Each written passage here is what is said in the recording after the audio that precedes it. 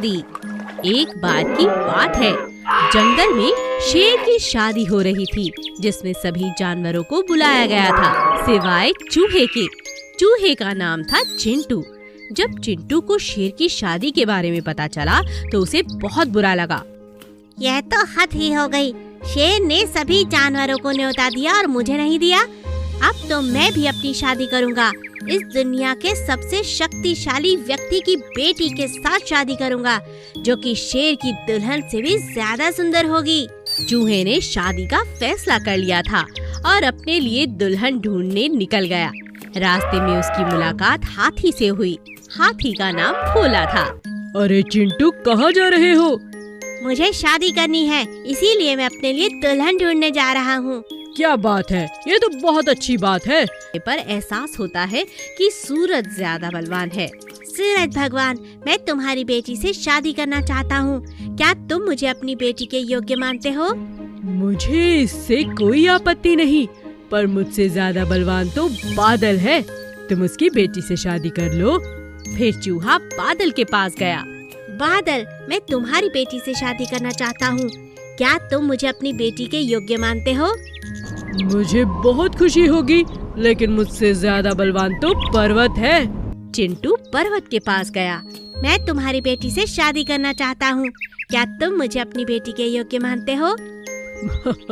मुझे खुशी होगी, परंतु मेरी चोटी पर एक काला चूहा रहता है, जिसने अपने दांतों से मुझे कुरेद कर वहाँ एक बिल बनाया है और वहाँ अपने परिवार के साथ रहता है।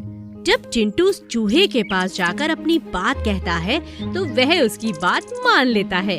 शादी के दिन वह सारे जानवरों के साथ शेर को भी न्योता देता है, क्योंकि वह समझ जाता है कि हम चूहे ज्यादा शक्तिशाली होते हैं। सभी एक समान हैं। इसमें छोटे बड़े का भेदभाव नहीं करना चाहिए। खूबसूरत माँ। एक गांव में भोला नाम का एक लड़का अपनी माँ के साथ रहता था। उसकी माँ का चेहरा थोड़ा जला हुआ था। अपनी माँ को भोला पसंद नहीं किया करता था। माँ, तुम बहुत सुबह सुबह सामने मत आया करो। मुझे सुबह के समय सुंदर चीजें देखना अच्छा लगता है, तुम्हारा चेहरा नहीं। ठीक है बेटा, मैं तुम्हारा नाश्ता मेज पर रख दिया करूँगी। तुम इसे खा लिया करना। मैं सुबह के समय तुम्हारे पास नहीं आऊंगी, ठीक है? भोला हमेशा अपनी माँ को कभी अपने स्कूल नहीं आने देता।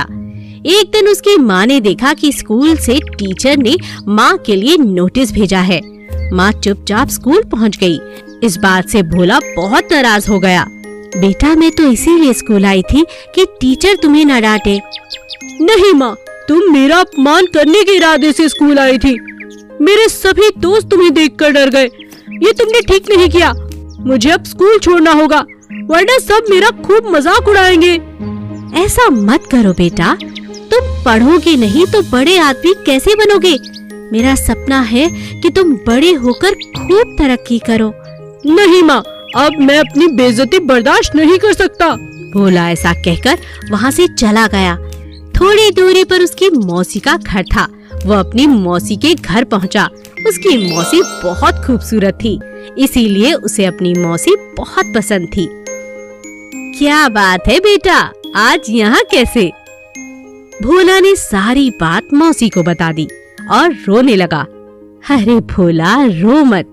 मैं तुझे आज बताती हूँ कि तुम्हारी माँ का चेहरा कैसे जला। भोला मौसी की बात सुनने लगा। तुम्हारी माँ मेरी ही तरह बहुत सुंदर थी, पर एक दिन तुम्हारे घर में आग लग गई और तुम उसमें फंस गए। तुम बहुत छोटे थे। तुम्हें बचाने के लिए तुम्हारी माँ आग में कूद गई, मगर तुम्हें बचा लिया। क्या सच में? तुम्हारी माँ तुमसे इतना प्यार करती है कि तुम्हें दुख ना हो, इसीलिए कभी उसने ये बात तुम्हें नहीं बताई कि उसका चेहरा कैसे जला। क्या मेरी माँ ने मुझे बचाने के लिए अपनी जान की परवाह नहीं की? मैंने अपनी माँ को कितना दुख दिया है और माँ ने हमेशा मुझे प्यार दिया है। तुम्हारी माँ से ज्यादा प्यार तुम्हें कोई नहीं करता। ये बात हमेशा याद रखना बेटा। मौसी, अब मैं कभी माँ को तंग नहीं करूँगा। भोला भागता हुआ अपनी माँ के पास जाता है और माँ से माफी मांगता है। मेरा प्यारा भोला बेटा, मेरा बच्चा सबसे अच्छा है। माँ का प्यार ही उसकी सुंदरता है। जादुई बकरी। एक गांव में चरणदास नाम का एक चरवाहा रहता था। उसके पास बहुत सी गायें और बकरियां थी। गोपी नाम का एक छोटा सा लड़का उन बकरियों को रोज गांव से बाहर चराने के लिए ले जाता था। एक दिन गोपी सभी बकरियों को लेकर जा रहा था। तब उसने देखा कि एक बकरी चल नहीं पा रही है। अरे ये इस बकरी को क्या हो गया? ये चल क्यों नहीं पा रही? ओह, इसके पैर में चोट लगी है। आओ मैं तुम्हें मरहम लगा देता हूँ। शाम को गोपी ने चरणदास से बताया कि रानी के पैर में चोट लगी है। अरे ये रानी बड़ी हो गई है, ये तो दूध भी अच्छे से नहीं देती। इसका कुछ करना होगा। तुम जाओ, मैं देख लूँगा। अगले दिन भी रानी चल नहीं पा रही थी। उसका दर्द देखकर गोपी को बहुत दुख हुआ। गोपी दुखी होकर घर चला गया। क्या हुआ गोपी? आज बहुत उदास लग रहे हो बेटा। माँ, चरणदास की बकरियों में एक बकरी रानी है। उसके पैर में चोट लगी है। वो चल भी नहीं पा रही। वो रोज मेरे साथ चरने के लिए जाती है, पर वहाँ कुछ नहीं खाती, बस एक जगह बैठ जाती है। मुझे उसकी बहुत चिंता है माँ। क्या चरणदास उसका इलाज नहीं करवा रहा? नहीं। ठीक है बेटा, चिंता मत कर। मैं कल लेप बना दूंगी, वो तुम उसे उसके पैर पर लगा देना। खुद से घास काट कर उसके आगे डाल देना, वो खा लेगी। ठीक है माँ। कुछ दिनों बाद गोपी को पता चला कि चरणदास अपनी बकरियों को बेचना चाहता है। अब उसे रानी की चिंता होने लगी। उसे पता था कि चरणदास रानी को पसंद नहीं करता। गोपी, बकरियों को अच्छे से नहला धुला देना, साफ सुथरा कर देना। कल इनके लिए ग्राहक आएंगे। मैं बकरियां बेच रहा हूँ। अगले दिन बहुत से लोग आए और बकरियां खरीद कर ले गए, पर रानी को किसी ने नहीं खरीदा। लगता है ये रानी तो कसाई को बेचनी होगी। ये सुनकर गोपी को रानी की चिंता होने लगी। उसने अपनी माँ से कहकर रानी को खरीद लिया। अब वो माँ बेटा रानी का अच्छे से ख्याल रखने लगे। रानी रोज इतना दूध देती कि माँ बेटा तो कभी भी दूध की कमी नहीं महसूस करते। एक दिन गोपी रानी को लेकर कहीं जा रहा था। तभी रानी एक पेड़ के नीचे मिट्टी खोदने लगी।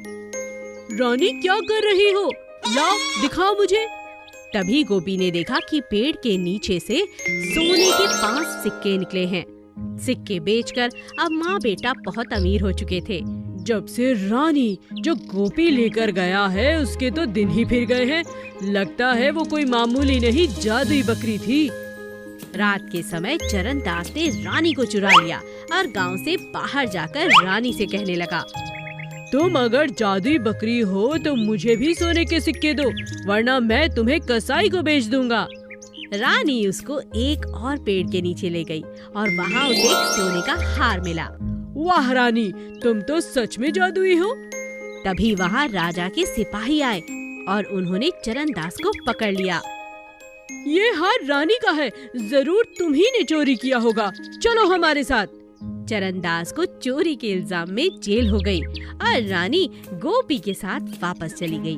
बुराई करने वाले के साथ हमेशा बुरा होता है। Please subscribe.